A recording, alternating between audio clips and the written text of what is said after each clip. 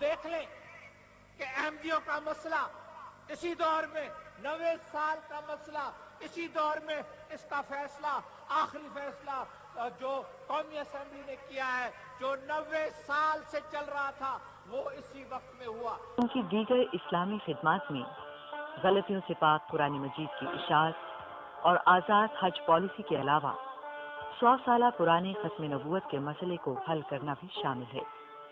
لیکن افسوس وہ تمام مذہبی جماعتیں جو اس مسئلے کے بارے میں بہت پرجوش تھیں اور اسے حل کرنے والے کو امت کا محسن قرار دیتی تھیں، انہوں نے بعد میں نہ صرف جناب بھٹو کے خلاف نظام مصطفیٰ کے نام پر تحریک چلائی بلکہ انہیں جسمانی طور پر ختم کرنے میں بھی ایک فوجی ڈکٹیٹر کی مدد کی.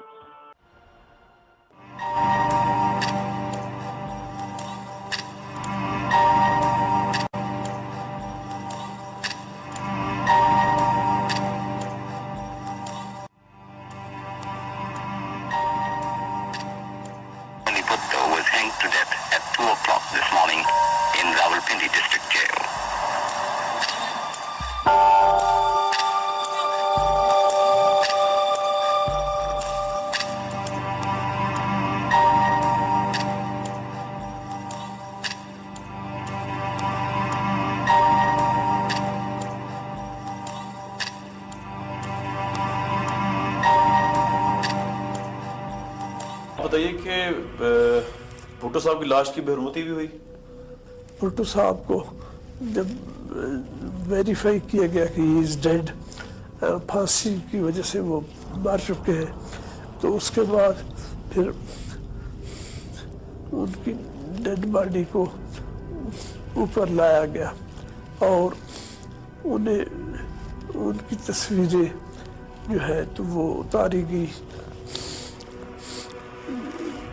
تقریباً گھٹنوں اور کمر کے بل کے ایریا کے بیچ میں یعنی پیٹ اور گھٹنوں کے بیچ کی تصویریں. کیوں؟ اس لیے کہ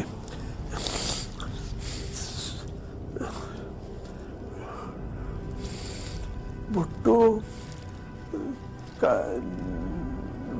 والد کا نام تھا سر شاہ نواز بھٹو. اس نے ایک ہندو لڑکی کے ساتھ زبردستی شادی کر لی تھی، یہ انٹیلیجنس والوں نے بتایا گیا. تو وہ دیکھنا چاہتے تھے کہ وہ ختنے ہوئے یعنی بھٹو صاحب کے. یہ کون دیکھنا چاہتا تھا؟ پاکستان کی آرمی؟ پاکستان انٹیلیجنس والے، کیونکہ اگر نہیں ہوئی تو پھر تو بہت پراپیگنڈا ہوتا نا کہ ہی واز ناٹ مسلم. اور تو ان کی ختنیں ہوئی یا نہیں ہوئی اس کی تصویریں اتاری گئی وہاں پہ ان کی لاش کے اوپر؟ کس نے اتاری؟ جی فوٹوگرافر انٹیلیجنس کا تھا، اس نے وہ ان کے ڈیڈ باڈی کی تصویریں اتاری اور سرٹیفائی کیا. وہ میں نے بھی دیکھا.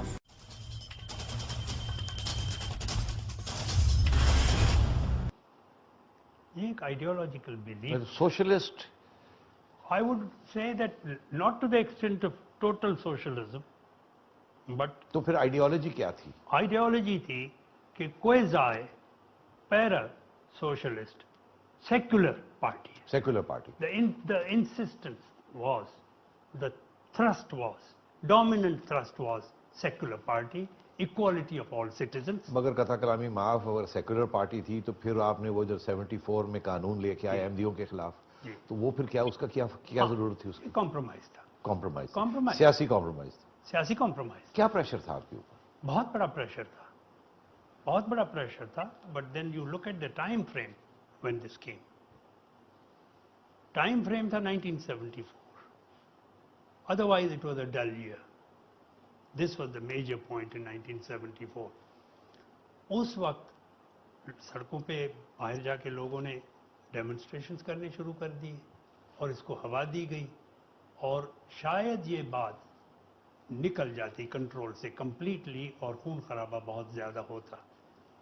اور بھٹو صاحب کے قریب جو کچھ لوگ تھے وہ تو ایکسٹریمسٹ تھے نا اس سلسلے میں کہ نہیں کریں گے، کریں کس قسم کے لوگ؟ مولانا کوثر نیازی جیسے لوگ؟ مولانا کوثر نیازی مرحوم، خان عبد القیوم خان اور پھر علی محمد شاہ راشدی وغیرہ، وہ تو کہہ رہے تھے کہ جی ایسی بچکانہ تجاویز آ رہی تھی کہ اس کو ڈیفیوز کرنا ہے تو سول کورٹ میں جا کے دعویٰ کر لو، کہہ دو کہ جی سول سوٹ پڑا ہوا ہے سول جج کے پاس، ہم کیسے کر سکتے ہیں، ایسی تھی بچکانہ تجاویز آتی تھی، لیکن یہ پریشر تھا۔ اور میں نہیں سمجھتا ہوں کہ بھٹو صاحب ریلیجن کے معاملے میں اتنا وہ آگے جاتے۔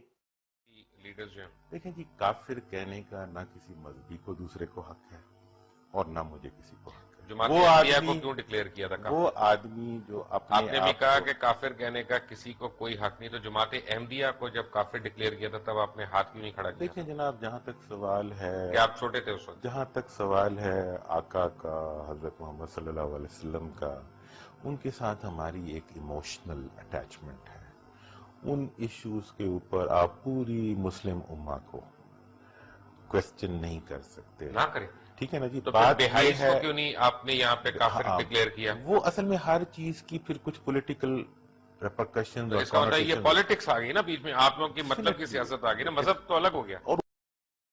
ایک بات میں ختم کر دوں کہ ریاست کو کوئی حق حاصل نہیں ہے، اور جو دوسری ترمیم کی گئی بھٹو صاحب کے زمانے میں، بھٹو صاحب نے یہ سیاسی سٹنٹ کے طور پہ کی تھی، اور میرا خیال تھا کہ وہ یہ کر کے دوبارہ سے جو ان کے خلاف دائیں بازو کا مذہبی جو احتجاج بڑھ رہا تھا وہ شاید ٹھنڈا پڑ جائے، وہ نہیں پڑا، وہ بڑھ گیا۔